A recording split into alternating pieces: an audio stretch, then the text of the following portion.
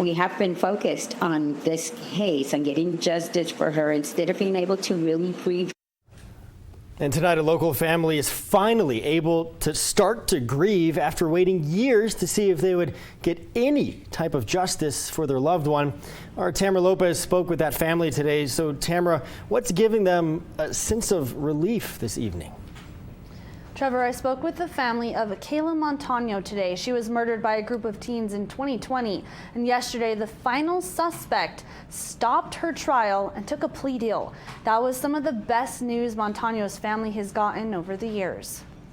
It's been almost 2.5 years since she was murdered. Gracie Gonzalez says the last few years without her daughter, Kayla Montano, have been extremely hard on her family. But now Kayla's brother, Francisco Trevino, says a huge weight has been lifted.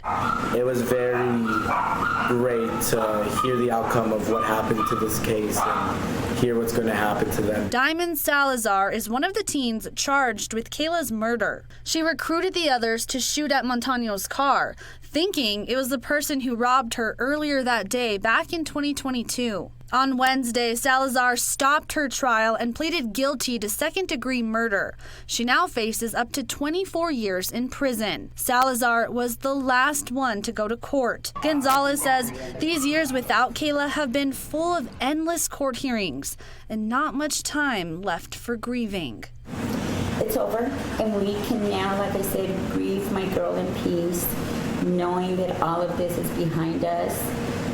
We're never going to forget her, but we can at least move past this tragedy and remember her for who she was, a loving mother that wanted nothing but the best for her girl. And closing this chapter is a huge step forward. There is a bit of closure starting, and there's never going to be a time that I'm not going to miss her, but from now on, my purpose is to do things for her.